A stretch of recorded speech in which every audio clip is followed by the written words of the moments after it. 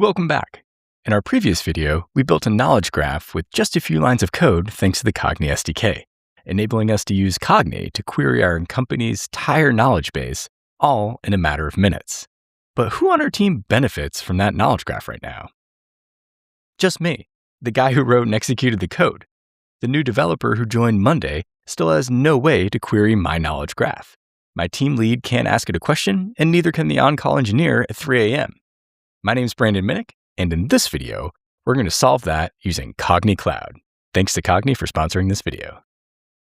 What we need is the same knowledge graph, but running as a shared service that our whole team can query. And just like in the last video, we don't want the engineering overhead of manually building and maintaining a graph database, a vector store, and an embedding pipeline. Introducing Cognee Cloud. It's a managed, hosted version of the same open source Cognee engine that we know and love. Our knowledge graph lives on Cognee's infrastructure, encrypted at rest and in transit, GDPR compliant. You control who has access via API keys, and your data is never used for trading. And the best part, the code we wrote in the previous video is basically the same. It's still just cognee.remember and cognee.recall, with the new addition of cognee.serve. If you haven't already watched our video on introducing the Cognee SDK, pause this video now and jump over to it using the link in the description. And I'll see you back here in a few minutes. Let's get started. Let's begin by navigating to cognee.ai and then clicking on Cognee Cloud. If you haven't already created an account, now's the perfect time to do it. Cognee comes with a free 14-day trial with no credit card required. This is your Cognee Cloud dashboard. Datasets, knowledge graphs, agents, and API keys, allowing you to access your data from anywhere in the world. Now, your screen might look a little different if you haven't already ingested any datasets into your Cognee Cloud. But that's okay, because all we need right now is our API key. So on the left, let's click on API key, and if you haven't already created one, go ahead and create a new key, and we're going to use this in our app. We'll copy that along with our API base URL and jump back over to Visual Studio Code. Now, first things first, let's add two new environment variables to our .env file. These two new variables will be called Cognee service URL and Cognee API key. So this is where we'll paste in the API base URL and the API key that we just copied from Cognee Cloud in our browser. Next, let's jump over to our ingest.py file and update our app to now use Cognee Cloud. Now, all we need to do is modify step 1.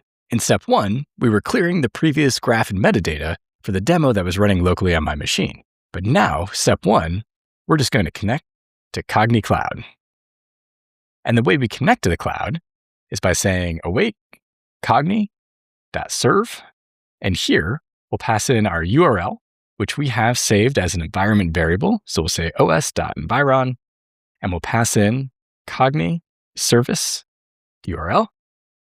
And then we'll also pass in our API key, which we also have saved as an environment variable. So os.environ, Cognee API key.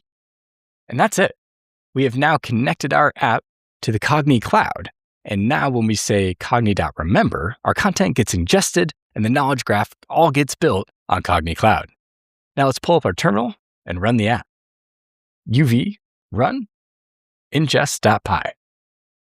Now the first thing you'll notice in the logs is that it is connected to Cognee remote. So we can see that it is actually passing our data up to Cognee Cloud. And then when we jump back to the Cognee Cloud portal after this is done, we'll see all of our documents available in the cloud and this beautiful knowledge graph that anyone in the world can access via the API. Okay, now that it's all done, let's go check out what it looks like in the cloud. Now back here in Cognee Cloud, we can click on our datasets. We can see our default dataset with 5 documents that are ready, having been added to our knowledge graph. And if we go back to the overview page, there's something cool I want to show you because we can actually query our data here from the cloud.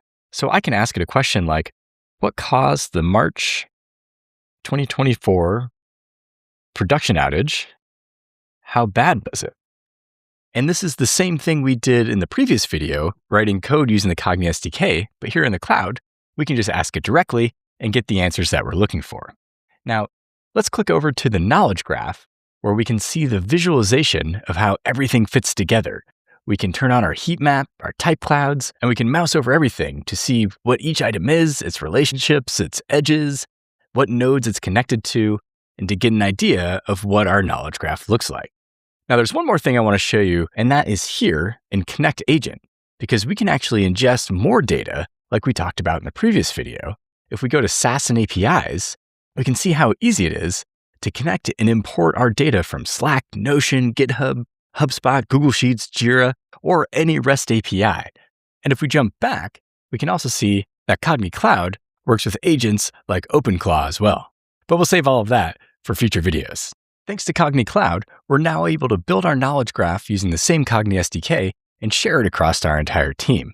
In today's video, we're using OpenAI, but Cognee is completely agnostic and can use Amazon Bedrock, Azure OpenAI, or fully self-hosted models via VLLM or Ollama. But the best part is, we now have a real knowledge graph that can answer questions based on relationships and reasoning, which is way better than any flat retrieval augmented generation RAG. My name is Brandon Minnick. If you've enjoyed this video, don't forget to like and subscribe. I'll see you in the next one.